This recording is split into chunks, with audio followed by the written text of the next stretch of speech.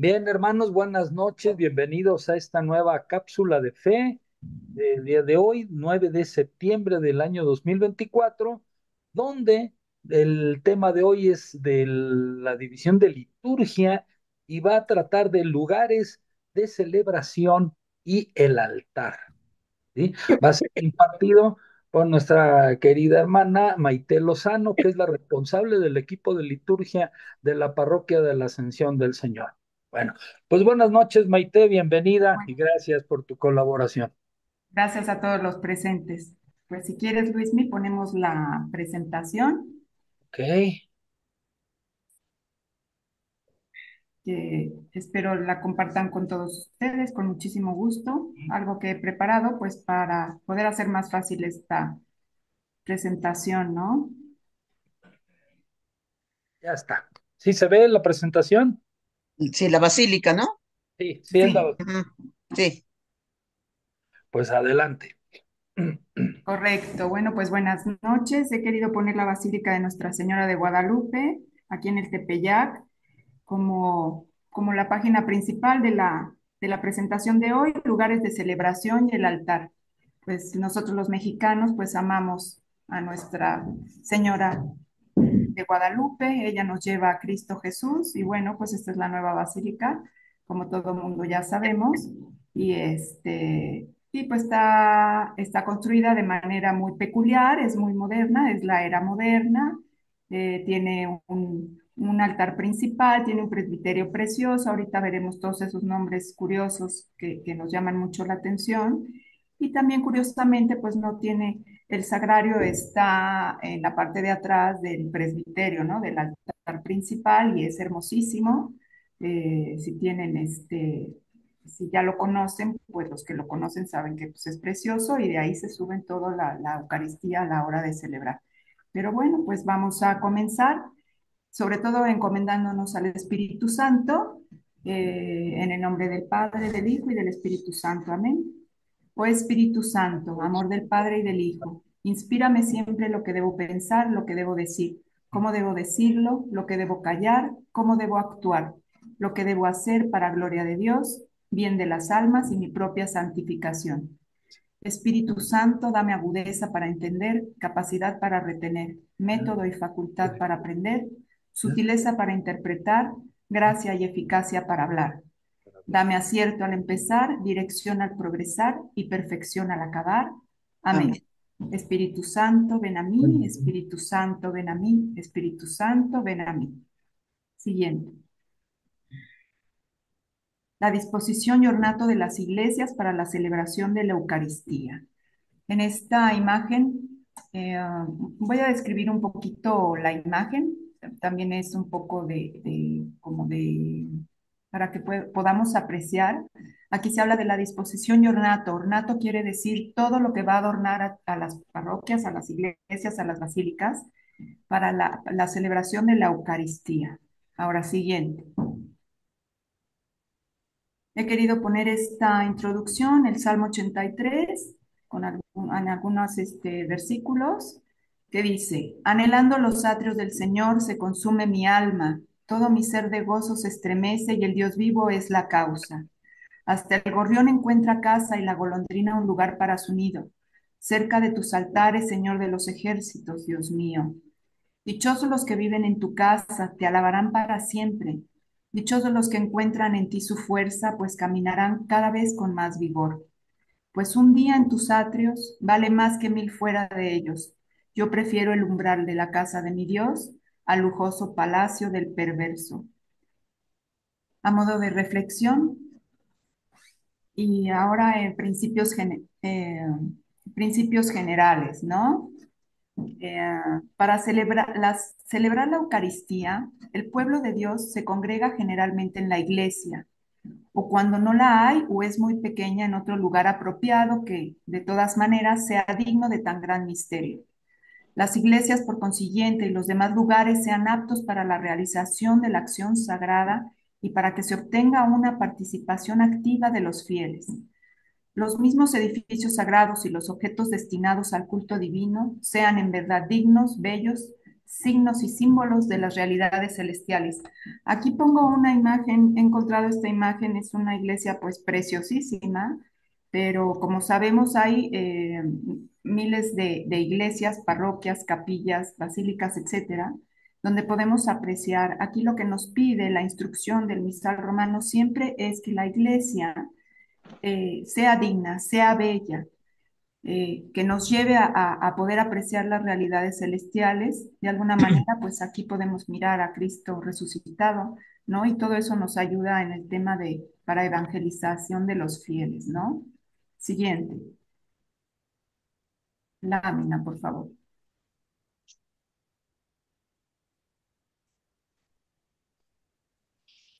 Perdón, está trabada esta. Voy a salir, permítanme un segundo. Pero bueno, ¿No? Sí. con esta lámina les hablaba yo del Salmo al inicio. Es un salmo precioso a modo de reflexión, porque podemos nosotros tener siempre toda esta instrucción, toda esta presentación, pues la pueden encontrar la instrucción del misal romano, o sea, la pueden leer. Pero si no bajamos esto a las realidades también espirituales, si nos adentramos más al tema espiritual, no teórico, porque nos podríamos quedar en la teoría y podríamos ser muy estrictos o lapidarios en decir, pues es que esta iglesia no contiene lo que dice el misal romano, no es tan artística, no me invita a la oración y tal. Ese salmo que pongo al inicio, ojalá y le puedan dar una releída porque nos lleva a entender lo que realmente es poder estar en la iglesia. Esperemos que al final de esta presentación podamos, podamos llevarnos algo más que solo el saber qué es una iglesia y qué es un altar y cómo se maneja la iglesia, ¿no? Entonces, en esta siguiente lámina, expresiones artísticas.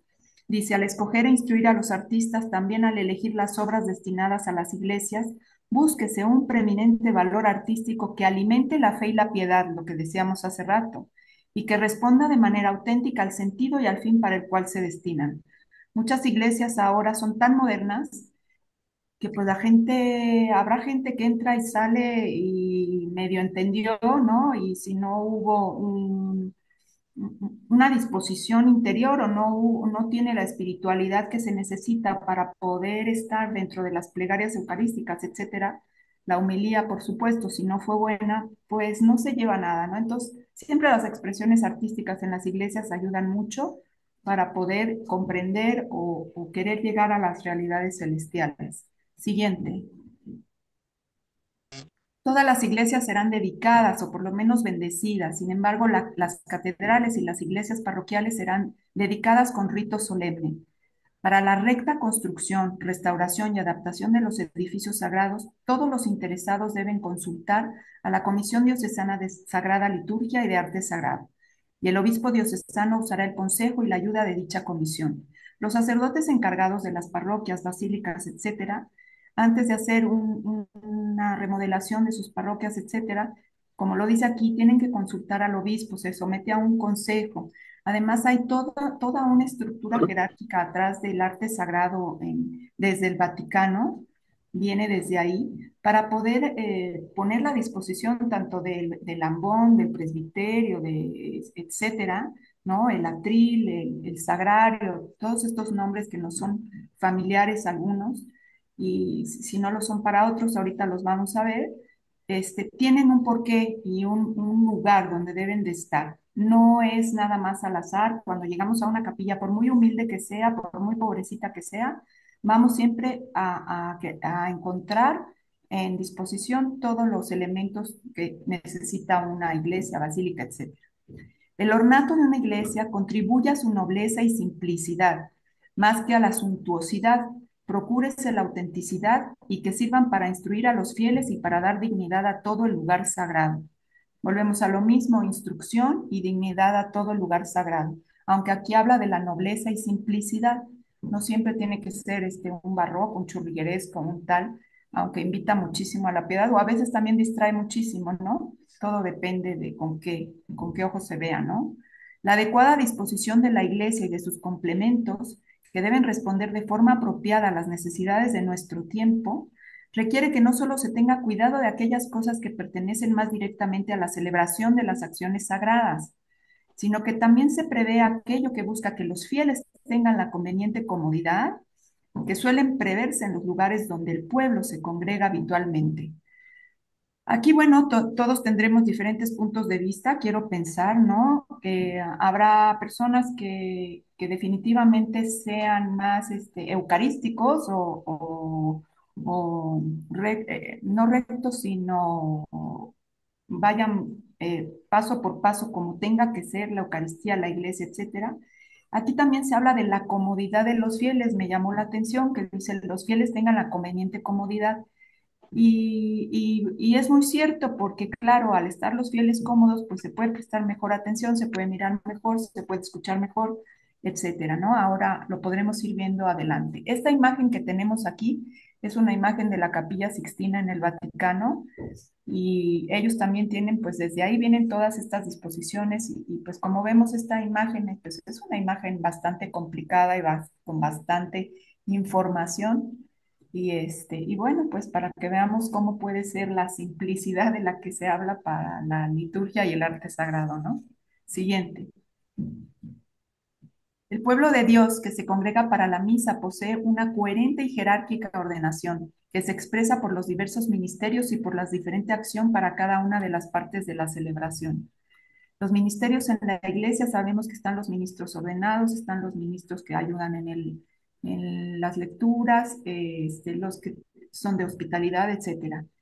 Ahora veremos los siguientes pasos. Por consiguiente, conviene que la disposición general del edificio sagrado sea aquella que de alguna manera manifieste la imagen de la asamblea congregada y que permita el conveniente orden de todos y que también favorezca la correcta ejecución de cada uno de los ministerios, ¿no? Aquí en esta imagen vemos la cantidad de ministros y ministerios que se pueden llegar a juntar en una celebración eucarística, sobre todo en las solemnes o cuando son en Cuaresma o Adviento, hay muchísimos más ministros y muchos más fieles, ¿no? O en las procesiones, etcétera.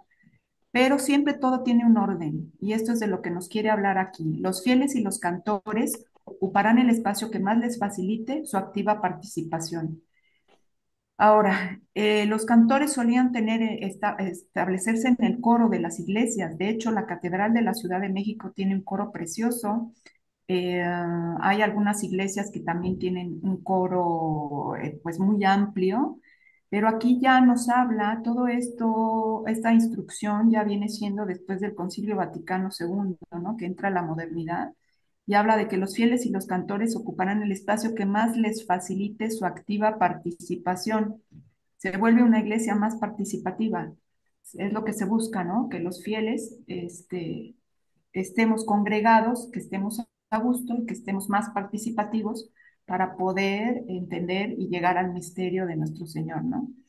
El sacerdote, celebrante, el diácono y los otros ministros ocuparán un lugar en el presbiterio. Ahora veremos qué es el presbiterio. Y se prepararán allí mismo los asientos para los concelebrantes. Pero si un número es grande, dispónganse en otra parte de la iglesia, en todo caso cerca del altar. Nos hemos fijado, los que conocemos la Basílica de Guadalupe, lo amplio que es el presbiterio de la Basílica de Guadalupe y la cantidad de lugares que tiene, porque así sea un celebrante o sean, no sé, deben de caber, creo que he llegado a contar hasta 80 celebrantes, con celebrantes ahí, pues es muy, muy amplio. Aquí se habla de que no importa, no, por muy pequeña que sea la iglesia, siempre no se debe de romper esa dignidad del presbiterio para poder poner en lugar a todos los que van a celebrar ahí o con celebrar. Todo esto, aunque debe expresar la disposición jerárquica y la diversidad de ministerios, sin embargo debe constituir una íntima y coherente unidad, por la cual resplandezca claramente la unidad de todo el pueblo santo. La naturaleza y belleza del lugar y de todo el ajuar sagrado deben fomentar la piedad y mostrar la santidad de los misterios que se celebran. Este último párrafo nos congrega a todos, ministros, laicos, cantores, etcétera, eh, y termina con una frase que dice fomentar la piedad y mostrar la santidad de los misterios que se celebran. Nunca hay que perder, por mucho que tengamos que hacer una celebración solemne de Pascua, Navidad, que nos toque participar en ella, ya sea como escuchando o leyendo o lo que sea, nunca hay que perder esto de la santidad de los misterios que se celebran, al guardar silencio sobre todo, al comunicarnos con señas, al no perder las formas, al inclinarnos, al hablar, por mucha prisa que haya que ir a decir, que no se note, o sea, el que no se note para que siempre haya esa dignidad que merece el sacrificio de nuestro Señor Jesucristo en la celebración eucarística. Siguiente, por favor. Arreglo del presbiterio para la asamblea. Sinaxis sagrada. Sinaxis es la asamblea litúrgica para celebrar la divina liturgia. Esto viene desde hace siglos, la sinaxis, desde las primeras liturgias que se realizaron, ¿no? Siguiente. El presbiterio, aquí en esta imagen se puede ver lo que nos describe esta información. Dice, es el lugar en el cual sobresale el altar, se proclama la palabra de Dios y el sacerdote, el diácono y los demás ministros ejercen su ministerio. Debe distinguirse adecuadamente de la nave de la iglesia, ya sea por estar más elevado o por su peculiar estructura y ornato. Si se fijan aquí, pues está la alfombra roja, está la sede, está dos escalones subidos, está más elevado, ¿no? Pues tiene un sagrario atrás, quizás esto se utilizaba, tiene el altar atrás, llama la atención que aquí la sede está delante del altar, porque seguramente este presbiterio tiene un altar tridentino que ahorita más adelante vamos a ver, sea pues de tal amplitud que pueda acomodarse, realizarse y presenciarse la celebración eucarística. Agradecemos siempre que haya iglesias que tienen el presbiterio arriba, porque así todos los fieles podemos ver, ya sea la adoración eucarística y pues el misterio de nuestro Señor en las manos del sacerdote, ¿no? Siguiente. El altar y su ornato. En esta imagen hemos presentado aquí la Basílica de San Pedro en la ciudad de Roma. Es precioso el altar visto desde la parte de atrás. Está muy sencillamente adornado, a pesar de que la Basílica de San Pedro tiene muchísima, muchísima arte. El altar está hecho de piedra, como lo sugiere la instrucción del misal romano, de piedra natural, porque todos somos piedra, formamos partes de la iglesia de nuestro Señor Jesucristo y ahí esa es la piedra principal donde se hace el sacrificio de nuestro Señor cada vez que se celebra la Sagrada Eucaristía. Tiene sus candelabros y tiene el Cristo al centro. Siempre es muy importante el Cristo al centro para recordar la pasión de nuestro Señor Jesucristo, que es lo que celebramos en misa. Siguiente. La petición divina de utilizar el altar como estructura para sacrificios queda consolidada en varios pasajes de la Biblia, como cuando Dios le pide a Abraham que sacrifique a su único hijo, Isaac, en el Génesis. Al llegar al lugar que Dios le había indicado, Abraham levantó un altar y puso la leña sobre él. Luego ató a su hijo Isaac y lo colocó sobre la leña. Para el cristianismo, esta escena es un anticipo del sacrificio que hará Dios con su propio Hijo Jesucristo para la salvación de los pecados de la humanidad. Siguiente.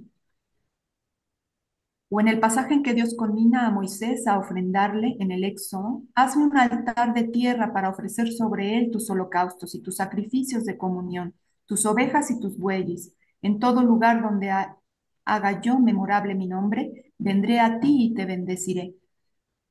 Qué importante es esto de te bendeciré.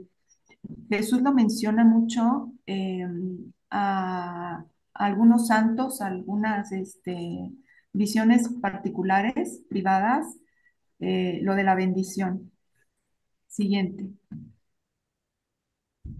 En la Biblia aparece por primera vez el término altar en el Génesis. Aunque no es posterior a los altares que he presentado al principio, en la Biblia la primera vez que se menciona es en el Génesis, por ser el primero de los libros, ¿no? Si no me equivoco, es el primero de los libros, el Génesis. Noé construyó un altar a Yahvé y tomando de todos los animales puros y todas las aves puras, ofreció holocaustos en el altar. Siguiente. El altar en el que se hace presente el sacrificio de la cruz bajo los signos sacramentales es también la mesa del Señor, para participar en la cual se convoca al pueblo de Dios a la misa y es el centro de la acción de gracias que se consume en la Eucaristía. Aquí nos habla la mesa del Señor. Aquí veremos por qué la celebración de la Eucaristía en lugar sagrado debe realizarse sobre el altar, pero fuera del lugar sagrado también puede realizarse sobre una mesa apropiada, usando siempre el mantel y el corporal, la cruz y los candeleros. Es conveniente que en todas las iglesias exista un altar fijo que signifique más clara y permanentemente a Cristo Jesús, la piedra viva. Sin embargo, para los demás lugares dedicados a las celebraciones sagradas, el altar puede ser móvil. Dedíquese el altar, tanto el fijo como el móvil, según el rito descrito en el pontificial romano. Adviértase que el altar móvil solo puede bendecirse. Por reverencia para con la celebración del memorial del Señor y para con el banquete en que se ofrece el cuerpo y sangre del Señor, póngase sobre el altar donde se celebra por lo menos un mantel de color blanco, que en lo referente a la forma, medida y ornato, se acomode a la estructura del mismo altar. Aquí yo me quiero detener por reverencia, aquí dice, por reverencia para con la celebración del memorial del Señor. Muchas veces se dice, ¿por qué las iglesias están tan adornadas, están todas de oro, si hay tanta gente que necesita también, por qué existe tanto lujo, ¿no? Cuando hay tanta gente que es pobre y lo necesita, ¿no?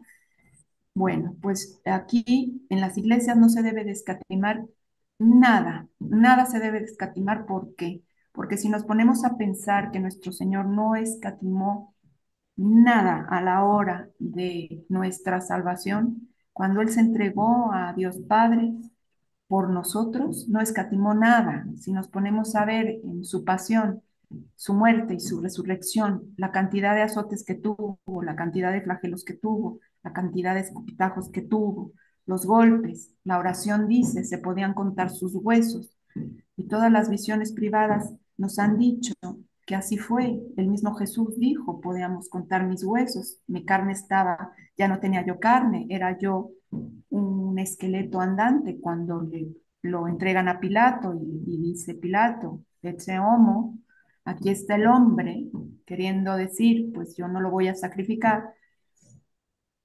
Podemos entender por qué debemos poner un mantel de lino hecho perfecto, a la medida, tenemos que poner un copón de oro o bañado en oro, una patena, unas vinajeras, un sagrario, un ambón. ¿Por qué tiene que estar tan digno? ¿Por qué no podemos escatimar nada? Si Él no escatimó nada por nosotros, nosotros tenemos que darle lo mejor porque es Él que está ahí, ¿no? Entonces, si seguimos aquí, los arreglos florales sean siempre moderados y colóquese más bien cerca de él que sobre la mesa del altar. El altar siempre tiene que ir sin nada. Ahora lo veremos. Sobre la mesa del altar se puede poner entonces solo aquello que se requiera para la celebración de la misa, a saber, el evangelario desde el inicio de la celebración hasta la proclamación del evangelio, y desde la presentación de los dones hasta la purificación de los vasos, el cáliz con la patena, el copón, si es necesario, el corporal, el purificador, la palia y el misal. Aquí el corporal es la tela que se pone cuando el padre pone el copón encima. El purificador sirve para limpiar los vasos. La palia es el lino endurecido que se pone para tapar la forma. Y el misal, pues es el misal romano que se usa para poder llevar a cabo la celebración con las plegarias eucarísticas, etcétera. Igualmente sobre el altar o cerca de él colóquese una cruz con la imagen de Cristo crucificado que pueda ser vista sin obstáculos por el pueblo congregado. Es importante que esta cruz permanezca cerca del altar, aún fuera de las celebraciones litúrgicas, para que recuerde a los fieles la pasión salvífica del Señor. Siguiente.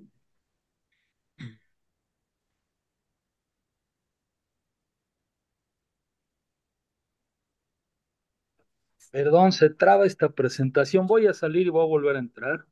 Sí.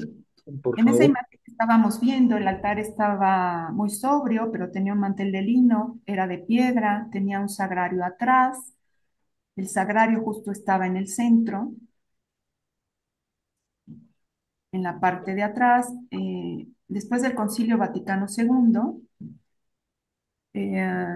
empezó la modernidad y fue cuando empezaron a cambiar los sagrarios a la izquierda, etcétera, etcétera.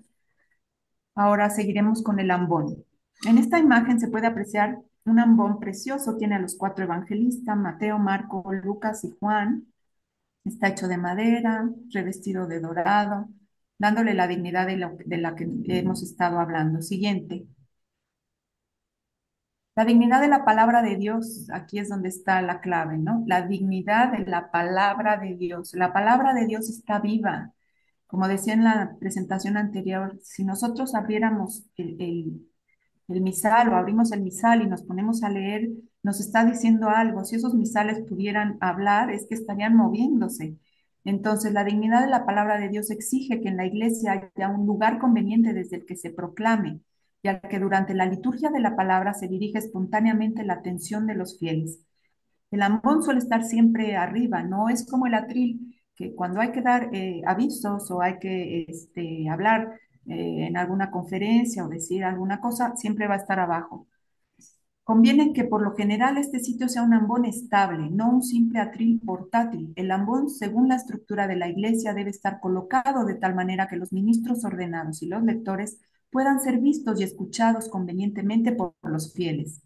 Desde el ambón se proclama únicamente las lecturas, el salmo responsorial y el pregón pascual. También puede tenerse la homilía y proponer las intenciones de la oración universal. La dignidad del ambón exige que a él solo suba el ministro de la palabra. ¿Cuántas veces pues nos equivocamos, ¿no? Nos equivocamos porque todos queremos subir, hablar, decir, el aviso, etcétera. Entendamos que esto es parte, el presbiterio es la zona sagrada, ¿no? Es la zona donde se celebra el sacrificio de Jesús. Es una zona de silencio, es una zona donde no se debe de platicar, es una zona donde tenemos que encomendarnos al Espíritu Santo si vamos a proclamar la palabra, la primera lectura o el salmo, estar en silencio porque ahí está Jesús, muchas veces se camina con el Santísimo ahí en los copones, etc. Entonces es una zona de mucho respeto en las iglesias. Es conveniente que el nuevo ambón se bendiga antes de destinarlo al uso litúrgico, según el rito descrito en el ritual romano. Siguiente. Sede para el sacerdote celebrante y otras sillas. Siguiente. La sede del sacerdote celebrante debe significar su ministerio de presidente de la asamblea y de moderador de la oración. Por lo tanto, su lugar más adecuado es vuelto hacia el pueblo, al fondo del presbiterio, a no ser que la estructura del edificio u otra circunstancia lo impidan. Por ejemplo, si por la gran distancia se torna difícil la comunicación entre el sacerdote y la asamblea congregada, o si el tabernáculo está situado en la mitad detrás del altar, evítese además toda apariencia de trono. Conviene que la sede se bendiga según el rito descrito en el ritual romano, antes de ser destinada al uso litúrgico. Llama la atención lo de la bendición a los objetos, ¿no? Bendición a la sede, bendición al ambón, bendición al sagrario, etcétera, ¿no? Siempre al ser construidos fuera de la iglesia, pasa por muchas manos, ¿no? Entonces, los materiales con los que se hace se recolectan de ciertos lugares. Entonces, la bendición es un acto que se ha hecho desde siempre para poder alejar lo malo que pudiera tener el material o las malas influencias, etcétera. Siempre es, de hecho, no solo dice se bendice, sino se exorciza también, ¿no? O sea, como que todas las, todo el lugar santo, las capillas son consagradas, como ya lo decíamos, las iglesias son benditas y consagradas. Y cuando dejan de ser iglesias, como lamentablemente está pasando en Europa, pues también hay un ritual para poder quitar las bendiciones y poder ya pasar a ser un simple edificio. Para que no se tenga esta angustia de saber que se está profanando un templo, ¿no? Conviene que aquí, asimismo, dispongas en el presbiterio sillas para los sacerdotes, con celebrantes y también para los presbíteros revestidos con vestidura coral, que estén presentes en la celebración, aunque no concelebren. Siempre hay que tener esto, esto es ¿cómo le llaman? Bueno, ya me vendrá la palabra. Póngase la silla del diácono cerca de la sede del celebrante. Para los demás ministros, colóquese las sillas de tal manera que claramente se distingan de las sillas del clero y que les permitan cumplir con facilidad el ministerio que se les ha confinado.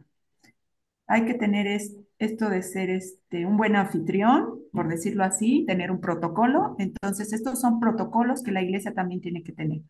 Esto no es porque seamos muy quisquillosos o muy piquis, no, o sea, esto tiene que ser porque esto ha sido desde siempre y será hasta el final de los tiempos, ¿no? Así tiene que ser. Siguiente. Disposición de la iglesia. Esta es una preciosa imagen de la Catedral Metropolitana de la Ciudad de México, que llama mucho la atención porque está perfectamente dispuesta, ¿no? Esta catedral, bueno, fue construida desde los 1500 y tantos, 1600, y bueno, se tardó en su construcción 200 años, ¿no? Más o menos, entre que la pudieron estabilizar sobremanera, ahí que el arquitecto tuvo a bien entender cómo los antiguos mexicas podían formar sus casas arriba de un lago y bueno, o sea, esta catedral se ha sumido ya un metro, casi 2 metros, pero aquí la tenemos y es una belleza. Siguiente. Lugar de los fieles. Siguiente. Dispóngase los lugares para los fieles con el conveniente cuidado, de tal forma que puedan participar debidamente, siguiendo con su mirada y de corazón las sagradas celebraciones. Es conveniente que los fieles dispongan habitualmente de bancas o de sillas, sin embargo, debe reprobarse la costumbre de reservar asientos a algunas personas particulares.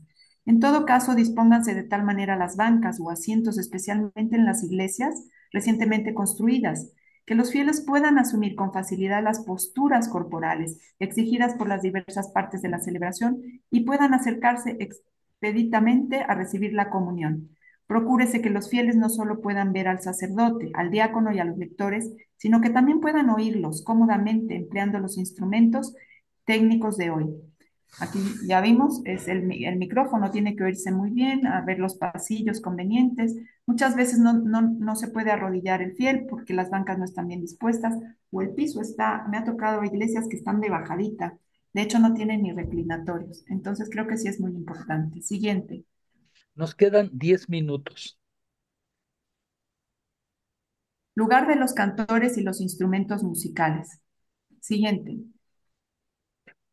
Los cantores, teniendo en cuenta la disposición de cada iglesia, colóquense de tal manera que aparezcan claramente su naturaleza, es decir, que ellos hacen parte de la comunidad congregada y que desempeñan un oficio peculiar, donde se haga más fácil el desempeño de su oficio y a cada uno de los cantores se les permita cómodamente la plena participación sacramental de la misa. Colóquese en un lugar apropiado el órgano y los demás instrumentos musicales legítimamente aprobados para que puedan ser ayuda tanto para los cantores como para el pueblo que canta, y donde puedan ser cómodamente escuchados por todos cuando intervienen solos.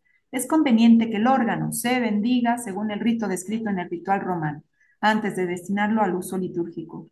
Durante el tiempo de Adviento, empléese con tal moderación el órgano de los demás instrumentos musicales que sirvan a la índole propia de este tiempo, teniendo en cuenta de evitar cualquier anticipación de plena alegría al nacimiento del Señor, para que el día del nacimiento del Señor sea una gran fiesta, ¿no? Como cuando se toca el órgano en la Pascua de Resurrección, en la Noche Santa, ¿no?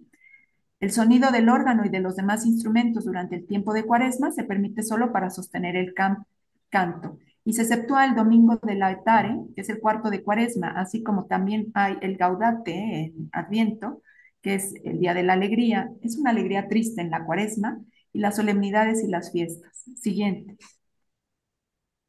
Estos son los instrumentos musicales permitidos: el violín, la viola, el violonchelo, la flauta, el clarinete.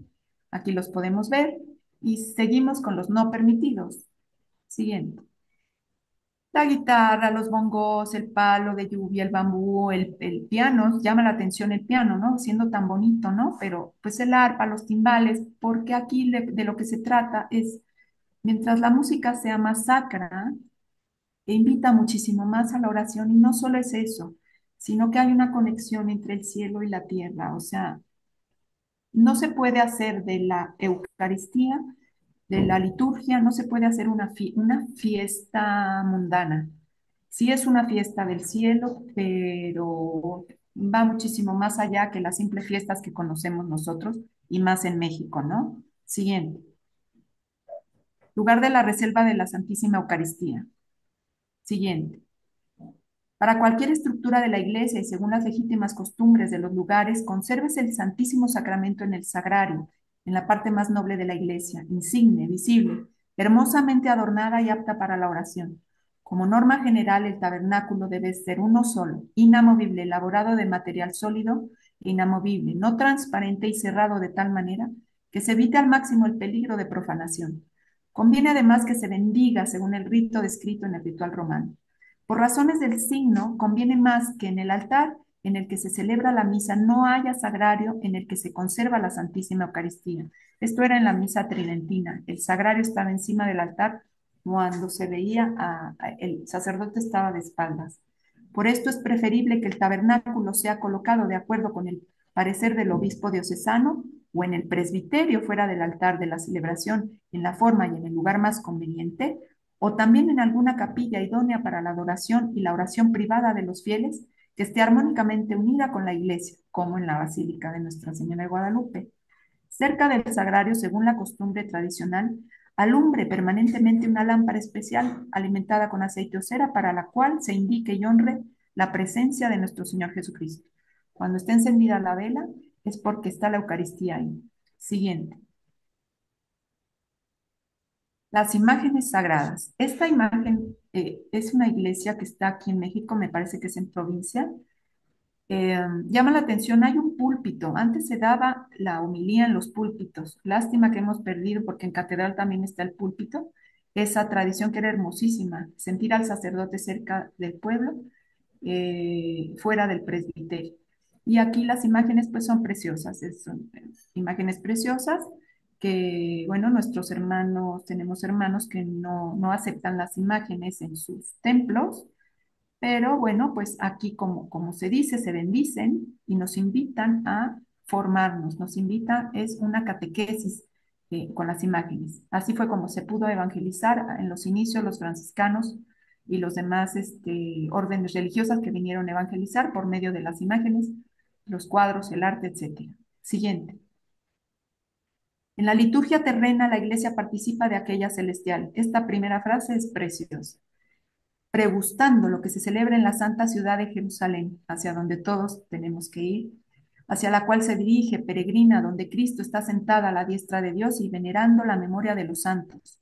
Espera tener compartir con ellos su suerte y gozar de su compañía.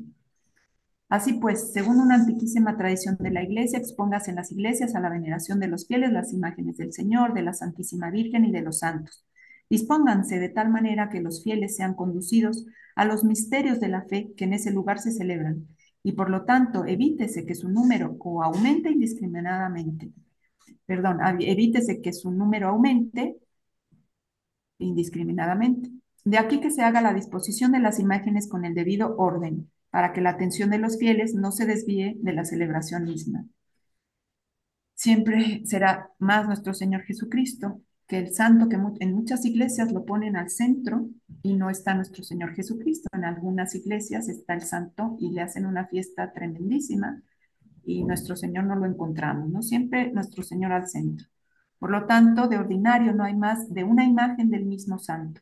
En general, por cuanto se refiere a las imágenes, en el ornato y en la disposición de la iglesia, mírese atentamente la piedad de toda la comunidad y a la belleza y dignidad de las imágenes. Siempre, eh, pues con esto terminamos la presentación pues si tienen alguna duda, con muchísimo gusto y si se las puedo contestar, pues espero que les haya gustado y damos gracias a Dios que nos permite hoy estar aquí y hacer esta presentación. Pues bien, muchísimas gracias, Maite, brillante presentación. Gracias. Las imágenes preciosas, qué buen gusto tienes para escoger imágenes y qué buena presentación. Muchísimas gracias, Maite, que Dios te bendiga. ¿Mm? Igualmente a todos ustedes, gracias por su atención. Gracias. Bueno, pues muchas gracias por su atención, hermanos. Nos vemos en nuestra siguiente cápsula el miércoles que viene, donde tendremos una lectio divina. Nos toca la lectio divina del mes el próximo miércoles. Bien, hermanos, pues muchas gracias. Un abrazo a todos y que Dios nos bendiga. Buenas noches a todos. Gracias. Buenas Buenas noches. noches. Buenas noches. Buenas noches a todos. Buenas noches. Buenas noches.